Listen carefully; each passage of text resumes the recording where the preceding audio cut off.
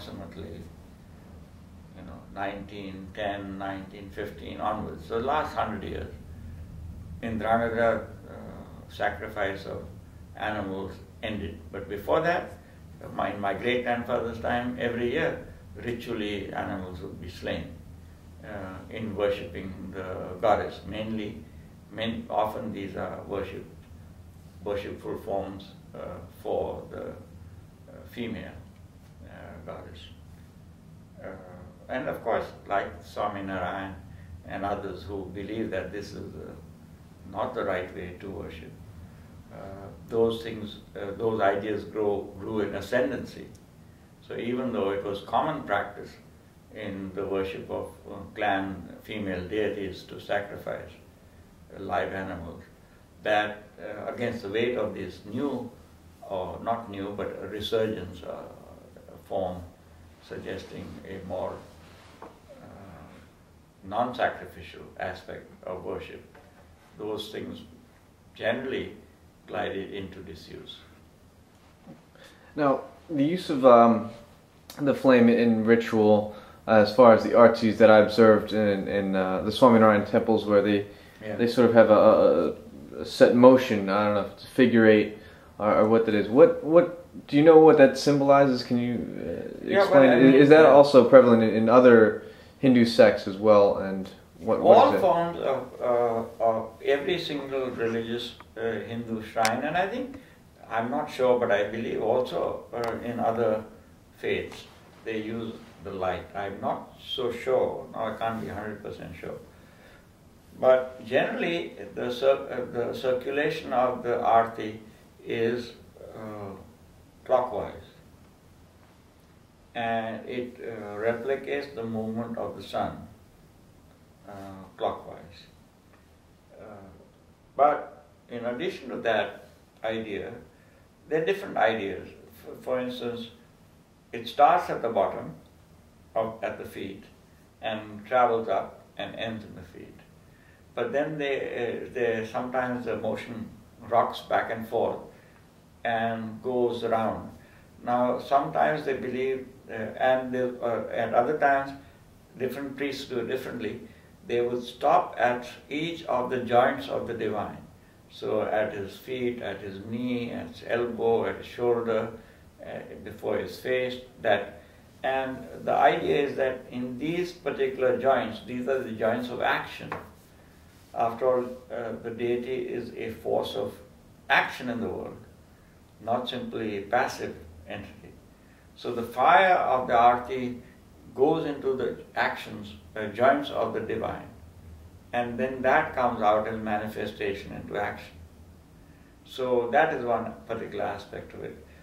Some people, especially when they are worshipping forms that are not human, like the Shiva Lingam, or maybe just the shape of the swastika, or the goddess is worshipped only as a trident, then they may vary the motion, because the strict notion of going around the shape of the divine, human figure is not there. And so they may bounce it about, or they may be more playful of it, different notions. I noticed in the Swaminarayan arti, when they go up to the top, they actually swirl down at one point.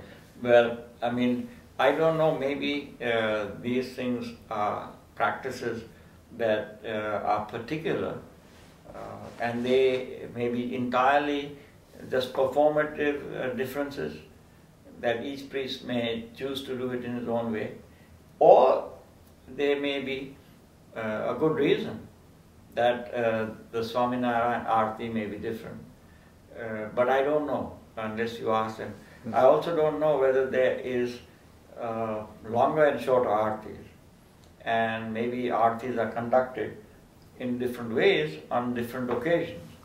On his birthday, or maybe sometimes artis are sung, are always accompanied by singing. So if it's a longer arti, if it's a shorter arti, is there any difference? But I don't think there will be too many variations.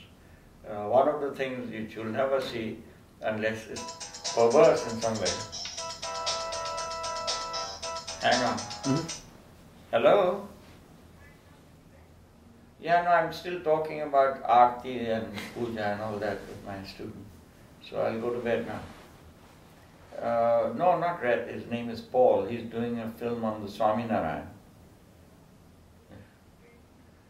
Yeah, I should send him home now. Okay. All right. What time is it? Yeah, it is getting pretty late. I know you got an early day. Yeah, it's almost 12. Yeah, that's all right. I don't go to bed before 1 anyway. So, yeah, what were we talking about? Arti. And actually, we didn't really lay down the groundwork of what the actual definition of Arti is in Hinduism. I don't know what the etymology of it is. What does Arati mean? But I know what it is. I don't know what it is. You should look up a Hindu word and see if there's a definition, what the word itself means. Actually, I don't know it right now. And the use in Gujarati, Aarti Utarvi, or Aarti Karvi, or Aarti no Shanga, I have these other words attached to them, which mean very different things. Aarti Utarvi is to take the Aarti down. Now, when that is used, I'm not sure. Aarti Karvi is to simply perform the Aarti. Aarti no Shangar is the decoration, dressing up Aarti.